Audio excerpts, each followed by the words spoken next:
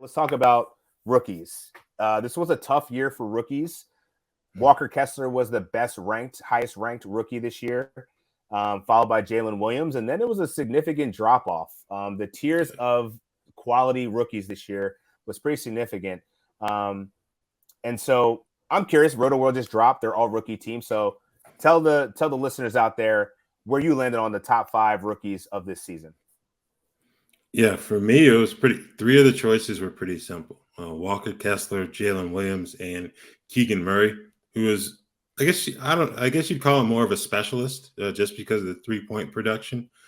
Became the first rookie in NBA history to make over 200 in a season.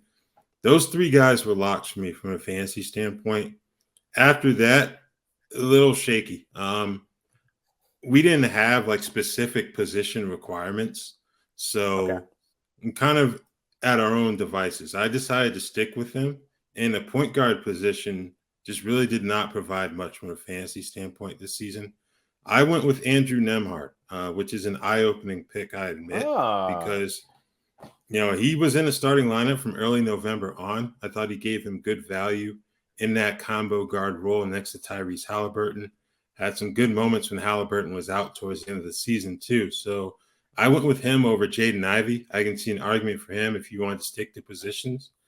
And then my 5th player ended up being Jalen Duren. So I went with a Detroit Piston, just not the one that people may have expected, I should say. 8.9 rebounds per game, led all rookies in that category.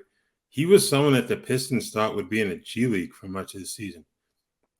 That proved to be flat out wrong. His prospects for next year, I don't really know, just because they're going to have a new head coach. They've got a bit of a logjam in the front court between Isaiah Stewart, James Wiseman, and Marvin Bagley. But I thought he had a promising rookie season, so that was my 5 right there. I like that 5. I think that was a good call putting in Nembhard. As I'm thinking back through this season, I feel like Nembhard was a guy that was picked up and dropped pretty often, but I think he offered those different glimpses of opportunities because of whether it be Tyrese Halliburton missing time with his ankle injury, or just down the stretch as the Pacers mailed it in like the Blazers and everybody else. He actually was getting double doubles. Like, he's had a little spike in assists there. He always had the scoring ability and the 3-point shooting, but having that other element of actually becoming a distributor when McConnell was also out, I think was a huge advantage to Nembhard. And, Nembhard, probably less rostered than Ben Mathurin, but I think he offered more cross-categorial value than Ben Mathurin, who was primarily just a scorer, right? So Ben Mathurin's a guy that, like, initially I thought that he was going to be one of the best rookies this season. Definitely wanted to see more in terms of rebounding, steals. Great at getting to the line. I think that's a very positive sign for his development, that he can score in a bunch of different ways. We'll see how the roster kind of shakes out, but I could definitely see him being a starter in this league going forward, and could offer some fantasy value going forward. But I think Andrew Nembhard is definitely a player that's going to get more time, and certainly proved as a rookie he should make one of the all-rookie teams for sure. Jalen Duren, no disagreement at all. Kind of similar to Nembhard. I think he was probably more rostered towards the end of the season, or throughout the season, I should say, because the Detroit front court was just so problematic between injuries and benchings and Dwayne Casey just causing havoc. But I think it was really good to see Jalen Duren become that double threat. Like, he's going to be a great rebounder in this league. I would like to see a spike in rebound and blocks, but I think the steals are there.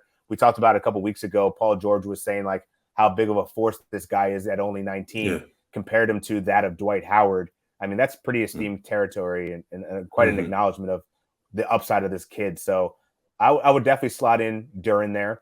I think I would probably replace Nembhard with Banchero. And while Banchero isn't a good fantasy player in terms of ranking, he was 211. I like what he does in the major categories: 20 points per game, led all rookies, 7 rebounds, almost 4 dimes. He even get almost a steal and a block, 1.3 stocks. Going into next year, I'm definitely going to be ranking Paolo way higher than what his ranking suggests. His real struggle was really just the field goal percentage. the lack of 3-pointers. I mean, there's that one time throughout the season he was like 1 for 31 for the month of February to March or something like that. So if he can start hitting threes, which I think is something that he can certainly correct super young, get a little bit more efficient, get that 43% field goal up to, say, 46, cut down on a couple turnovers, you have a pretty good fantasy player there. So it's really about efficiency for Paolo, but I think the sky's the limit for that kid. He's going to be Rookie of the Year this year. I think an argument certainly could be made for Walker Kessler and Jalen Williams, but most voters, I think, are just looking at the box score. They see 20 points. They're like, okay, give it to Paolo. But you're talking about impact, man. Jalen Williams certainly probably had the most impact, I think, of any rookie this year with the Oklahoma City making the play-in tournament.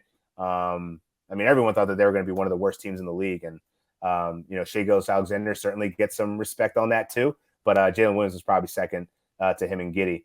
I'm trying to think of everyone else that you mentioned. I think that the main three that you mentioned of Walker Kessler, Jalen, and Keegan Murray make a lot of sense. Keegan Murray, I thought he was going to be a little bit better too, but I think he was kind of stifled by Harrison Barnes being there. We'll see now that Harrison Barnes is going to be a free agent. We'll see if he can get more time for Sacramento, but I think he's going to slot in really well. He wasn't asked to do a lot, but the ability to be able to knock down, catch and shoot, and hit threes at a high rate, I think there's going to be a really good future ahead for Keegan Murray as well.